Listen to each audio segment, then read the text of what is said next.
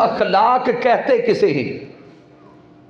جب بھی لفظ اخلاق بولا جاتا ہے ہمارے تصورات میں آتا ہے کہ اخلاق اچھے بول چال کا نام ہے، اچھا بولنا، کسی کے ساتھ اچھا برتاؤ کرنا۔ تو سامعین یہ درست ہے کہ اخلاق حسنہ اچھے برتاؤ کا نام ہے، اچھی بول چال کا نام ہے، لیکن صرف اچھا بولنا ہی اخلاق نہیں۔ کتب کا مطالعہ کریں تو لفظ اخلاق جو ہمیں سمجھ آتا ہے، اخلاق کے اندر انسان کی ساری عادات آتی ہیں۔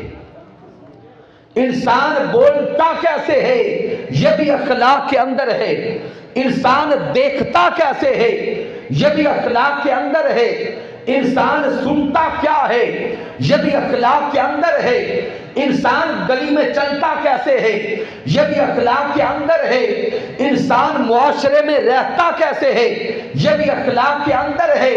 گویا انسان کا بولنا، انسان کا دیکھنا، انسان کا سننا، گلی میں چلنا، معاشرے میں رہنا، ہر انسان کا عمل اخلاق کے دائرے میں آتا ہے۔ بندے کا ہر عمل اخلاق کے دائرے میں آتا ہے۔ اگر یہ سارے اعمال اچھے ہو جائیں، بہتر ہو جائیں تو اخلاق حسنہ کہتے ہیں۔ اگر اچھے ہو جائیں تو اخلاق حسنہ کہتے ہیں، اور اگر انسان کا رویہ، انسان کی عادات اور انسان کے اعمال برے ہو جائیں تو وہ اخلاق سیئہ بن جاتا ہے، برا اخلاق۔ اور سامعین مجھے بول کے بتائیے گا، ہم سب اچھا اخلاق چاہتے ہیں یا برا؟ اچھا اخلاق۔ تو اچھا اخلاق کیا ہے کہ انسان کلیتاً بدل جائے، شیطان کے راستے کو چھوڑ دے، برائی کے راستے کو چھوڑ دے، غلاظت کے راستے کو چھوڑ دے، گندگی کے راستے کو چھوڑ دے۔